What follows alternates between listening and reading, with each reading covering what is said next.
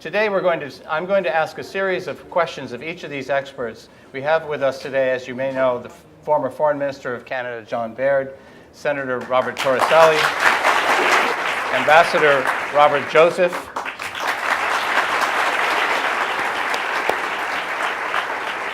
former Commandant of the U.S. Marine Corps, General James Conway,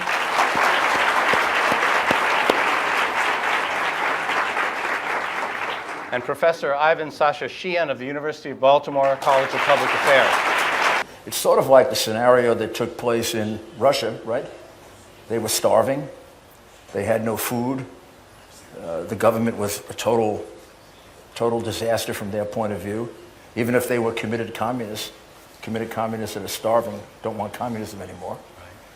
And I think some of the protests that take place now, I think, are very, very strong indicators that it's gone further than just political protest. The taxi drivers went on strike. There were 3 or 4 other commercial strikes. It means that the protests are not just political. And I'm not sure too many governments get overthrown just based on politics. I think people fight much harder when they're starving than over an ideology. Confused about Iran. They seem to be more, if I may say so, very clear-eyed. Don't. One thing can you hear me? One thing I am very pleased with, when we broke off relations with the regime in Tehran in 2012, we received good support across the political spectrum. The new government has maintained the hardline approach with Iran, which I think is the right thing to do. And as someone who's involved in the liberal democracy in the West, when your opposition mimics your policy, that's the ultimate compliment. And that's when you know you've genuinely won a battle. There is a uniqueness to the American political system because we don't have a governing party. We don't have a parliament. So you can be in the Congress and have no responsibility.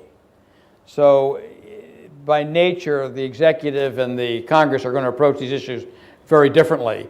You're allowed complete irresponsibility being in the Congress. I failed to do that. It failed in a number of fundamental ways. By permitting enrichment and by permitting Iran to develop advanced centrifuges, it did not address the issue of breakout. It did not lengthen the time of breakout because of the fundamental flaws associated with the verification regime. So General Conway, I'm going to invite you to speak for all of those who wear the uniform of the United States. To think that they can come up with a golden BB and it's going to be the solution for peace with Iran. I just don't think it's going to happen. I think that they all need to understand the direction our country is headed today, finally.